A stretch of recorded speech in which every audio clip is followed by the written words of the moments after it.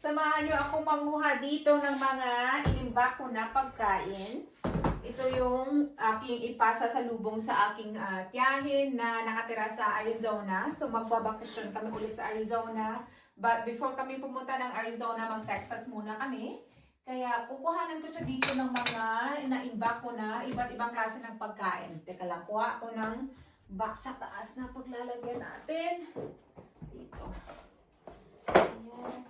Separate ko lang to. Alright, mag-start tayo dito sa taas. So, nandito yung aking Spanish style na salmon. I think, bibigyan ko siya ng 2 para may tira pa ako dyan na siyam. Naibigay ko na rin kasi yung iba, tapos inulam ko na rin yung iba. Ayan, so 2 niyan, paniguradong magugustuhan niya ito. And then, dito, marami pa akong salmon and spicy tomato sauce. So, bibigyan ko din siya nito. Ayan. 2. I don't know. 3. I hope sana hindi ako ma-over baggage. 3 niyan. And then, meron na ako ditong smoked salmon. Ito, 2. Ito lang, ang basag. Ayan, 2 nitong smoked salmon. Ay! Buti na lahat matibay itong mga jars na to. Ayan, 2 niyan. Actually, let's see kung marami pang smoked salmon dito. Actually, 3 natin. 3 smoked salmon. Naku, tuwang-tuwa nito siya. Matutuwa siya nito. Tapos ito naman yung plain lang na salmon. Pwedeng gawing pang patty o di kaya ihalo nila sa mga gulay-gulay nila. So, bigyan ko din siguro siya nito ng 2. Hala. Nabigat na to sa bag. Ano pa yung ibibigay ko dito? Dito sa kabila, yung gusto kong masubukan niya is itong aking gawang, tawag dito, yung wild mushrooms na kinukuha ko dito. Nag-pickles din ako nito last year. Ayan yung petsa, August 22. So, bibigyan ko siya ng 1 kasi I don't know kung magustuhan niya. Para hindi naman masayang. And then, I think that's it. Oh, actually, bibigyan ko din pala siya ng jam doon. Wild blueberry jam para sa mga anak niya. Ayan. Ito malaki. Ito sauce. Ito yung jam. Ayan. Bigyan natin siya ng 2. Kasi okay lang man sa akin. Marami namang blueberries dito na wild. And mahilig akong mag-imbak. Kaya, ayan, nandito. I don't know kung ano ibibigay ko sa kanya dito.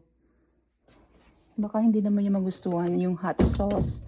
I think okay na to dahil baka sobrang bigat na sa maleta. Ayan, ito na lahat yung aking ipasa sa lubong. Pasalubong to Arizona. Ang dami, oh. Ayan. Sige na, samahan niyo kung ilagay ito sa aking maleta. Babalutan ko siya ng papel or newspaper para hindi naman sila basta-basta mabasag dito sa maleta ko. Ayan. Para protection. Konting protection lang. Tapos, ilalagay ko siya sa plastic.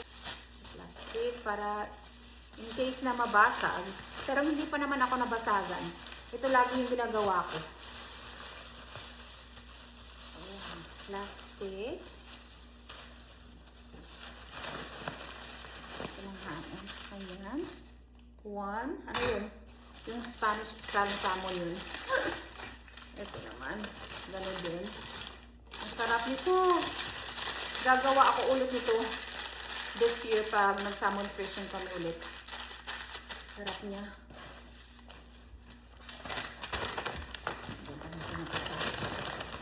Isa lang. Tipid sa newspaper.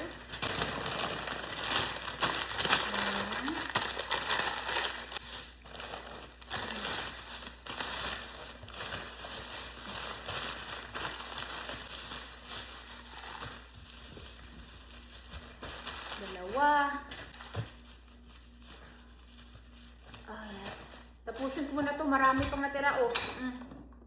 Ayan, tapusin ko muna to lahat. Tapos pakita ko sa inyo kung paano ko siya dito nilalagay sa loob ng maleta. Nabalot ko na lahat ng jars. 1, 2, 3, 4, 5, 6, 7, 8, 9, 10, 11, 12, 13. 13 lahat. So, yung gagawin ko is ipapagna ko siya dito sa mga damit ko. Ayan. Lagyan ko dito sa gitna para hindi sila mag-umpugan. Ayan. Dito rin. Ito yung mga malalaki. Ayan, sa ilalim. And then, extra dyan.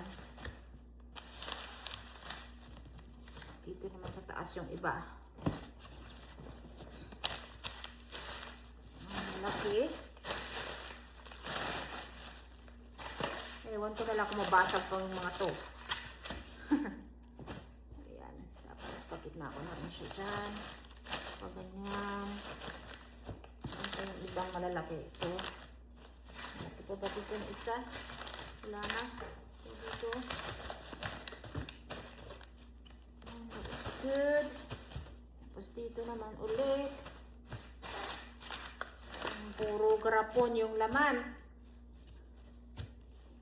Kita natin dito.